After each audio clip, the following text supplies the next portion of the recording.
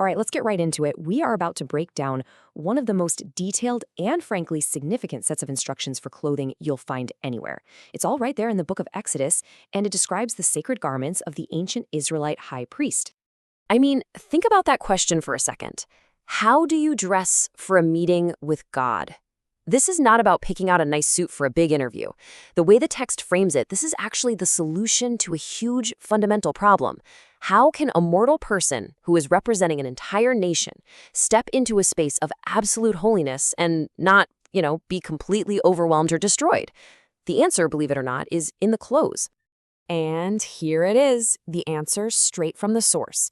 The whole point of these garments is for glory and for beauty. Right away, that tells you that every single choice, every thread, every color, every gemstone is there for a reason. It's all designed to reflect a kind of divine majesty. So it's pretty obvious these were not your everyday clothes. You can think of them as a secret uniform, or even a kind of spiritual technology. They were designed to set the priest apart, to consecrate him, so he could do his job in this holy space. They were the physical interface for a very unique and very dangerous role.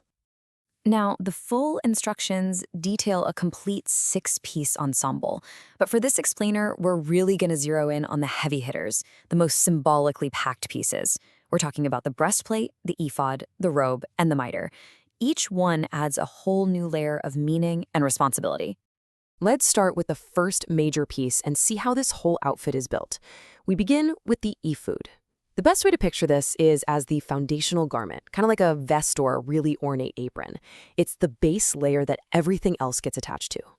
And just look at what it was made of. This is not simple fabric. You have fine linen woven together with these incredibly vibrant, expensive yarns of blue, purple, and scarlet. But the really wild part is the gold. It was beaten into super thin plates, cut into wires, and then woven directly into the fabric. The sheer skill involved in making this was an act of devotion in itself. Okay, now I want you to hold a number in your head when you think of the ephod, and that number is 2. It's absolutely central to what this garment is all about. So here's why. On the shoulder pieces of the ephod, there were 2 onyx stones, and each of those stones was engraved with the names of 6 of the tribes of Israel. These weren't just glued on. They were set in intricate gold settings placed right on the priest's shoulders. And this just perfectly illustrates the whole point. The high priest becomes a walking, living memorial. He is literally shouldering the identity of the entire nation as he goes before God.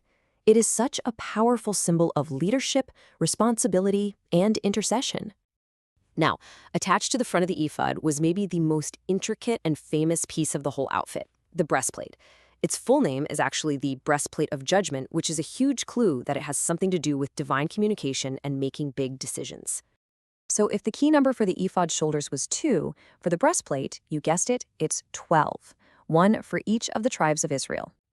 And you can see here, the breastplate was incredible. It held 12 completely different precious stones, all arranged in perfect order. Each stone was engraved with the name of one of the tribes, creating this stunning mosaic that represented the unity and the diversity of the entire nation. But wait, there's more.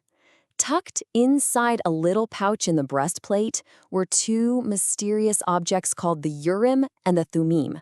Now, the text is a little vague on exactly what they were or how they worked, but it's clear they were used as instruments to figure out God's will on really important national issues. So here's the crucial point. Just like he carried the names of the people on his shoulders, the priest carried their judgment, their decisions, their future, their need for divine guidance, directly over his heart. You see the beautiful symbolism, right? Shoulders for the burden, heart for the judgment. All right, let's move on to the other layers that completed this sacred uniform.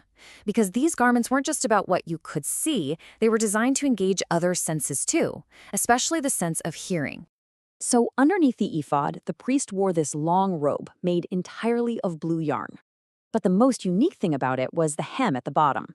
It was decorated with this alternating pattern of tiny golden bells and these little fabric pomegranates made from blue, purple, and scarlet thread. And the reason for the bells is just wow. It was literally a matter of life and death. The sound of the bells ringing signaled that the priest was alive and moving around inside the most holy place. If that sound stopped, well, it meant something had gone terribly wrong. Those bells were a literal auditory lifeline. And finally, we get to the headpiece. This was a mitre, which is basically a fine linen turban. But it wasn't plain. Right on the very front of this turban, fixed to the priest's forehead, was a plate made of pure gold. Engraved on that golden plate was this incredibly powerful, unmistakable declaration: holiness to the Lord. This was the priest's mission statement. It was a constant, visible reminder that his mind, his thoughts, his entire focus, all of it was set apart for a sacred purpose. Okay, so let's step back and put all these pieces together. When we look at the complete picture, we don't just see a beautifully dressed person. We see a whole system of representation, designed to act as a living, breathing memorial before God. So let's just recap that symbolic weight he's carrying. On his shoulders, he bears the very identity of his people. Over his heart, he bears their fate and their need for guidance. And according to the text, that plate on his forehead symbolically bears their faults, so that their offerings and their worship could be accepted. Every part of him is dedicated to representing the nation. So here's the big takeaway. These garments were so much more than just clothes. They were a kind of theological technology. They were a system that transformed one man into the living embodiment of the relationship between an entire nation and its God. A system built for representation, for responsibility, and for communication. And that really leaves us with a final thought to chew on. This ancient blueprint shows this intense connection between very physical, tangible things, gold, yarn, precious stones, and these huge, intangible ideas like holiness, judgment, and representation. It really makes you wonder, in our own lives, what's the relationship between the physical things we value and the spiritual responsibilities we carry?